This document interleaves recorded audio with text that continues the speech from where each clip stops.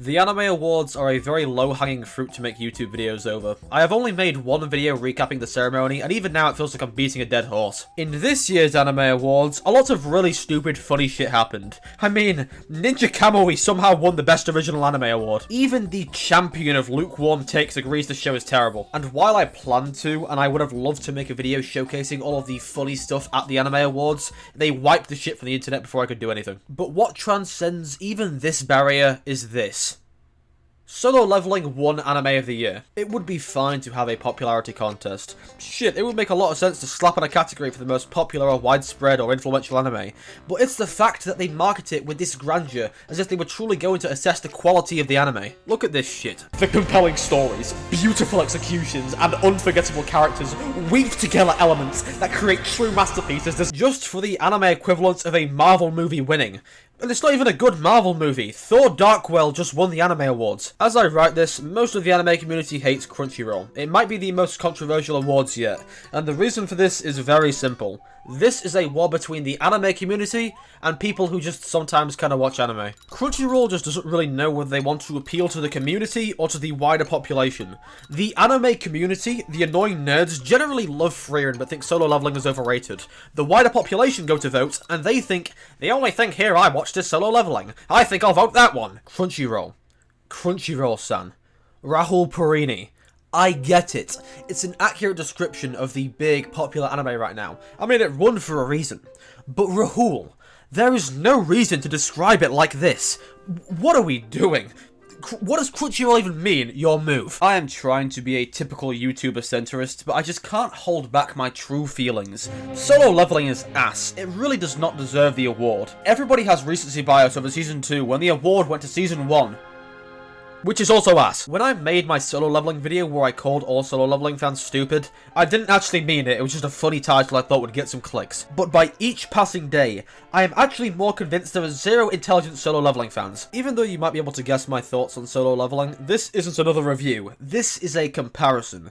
A battle between two shows to see who is the fitting pick for Anime of the Year. Now I just use my Crunchyroll powers to make that sound important, but I actually just don't like the arguments thrown around by Solo Leveling fans. The first argument I see is that Solo Leveling is more popular, therefore it's deserved. Look at how many people watch Solo Leveling. But unfortunately, those such as my fans who have the brain capacity to understand the work such as would actually know that it's a competition based on quality, not how many Crunchyroll servers you can fry. The other big one I've seen is that Frieren is boring and mid, but it's pretty hard to actually follow up on this claim considering nobody who has said this has watched Frieren. They might have watched a couple episodes, but the lack of fights just seems to fry their brains. Even though the first episodes are, in my opinion at least, fantastic, the way the show introduces characters and develops them is just masterful. In my opinion, having no fights is far better than forcing bad fights to happen. This is why I don't like Bleach. Frieren's first episodes would be far worse if they shoved in some fights with some demons or some shit like that. But even then, if you are shonen brained and all of the profundity at the start of Frieren goes over your head because,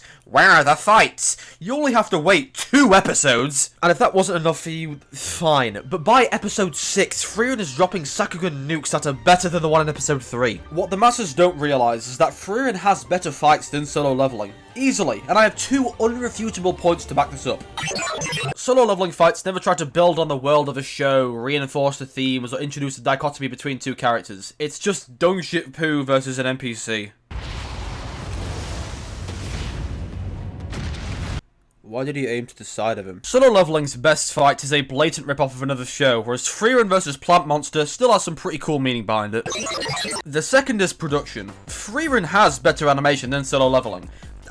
I'm not going to sugarcoat it. Solo Leveling does look good, but it's pretty generic action Sakuga. It doesn't have the source of Stark vs the Red Dragon, which is quite frankly one of the most unique displays of action I have ever seen in an anime. Just to really drive home my point here and drill it into your skull, let's look at last year's Anime Awards using the perspective of this year's. In 2024, Jujutsu Kaisen won Anime of the Year, which caused a decent bit of controversy. I mean, a shonen just won the Anime Awards. But there is a big difference between JJK and Solo Leveling, that being story.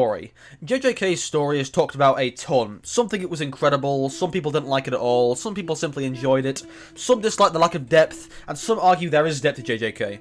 But no matter what part of the spectrum you were on, nearly everybody can agree that at least JJK tries to have a story. Solo Leveling fans, on the other hand, even they agree that the show's story is straight fucking fentanyl. It's not good at all, it's just meaningless hype for the sake of showing some good animation. It also puts you to sleep like fentanyl. Now at this point, I'm sure everybody is tired of me glazing the shit out of Frieren, so instead of ranting about my favourite parts of Frieren, I'm just going to point to its reputation. Despite being a show with not a ton of hype behind its adaptation, Frieren annihilated the competition, topping Reddit's list, Mal's list, AniList's lists effortlessly. The difference between number 1 and number 2 is 10 times greater than number 2 and number 3. In that respect, Frieren has proved its worth. It was given a really fair chance, and basically everybody who watched it loved it. There is a really good argument you can make for Frieren being the greatest anime of all time, whether you like it or not, because of this alone. Even if you do really hate Frieren, maybe it had too many feet scenes for you, sure. But there are still 5 other picks that were better than Dungpoo's Aura Adventure. And then 10 other shows that were still better than Solo Leveling.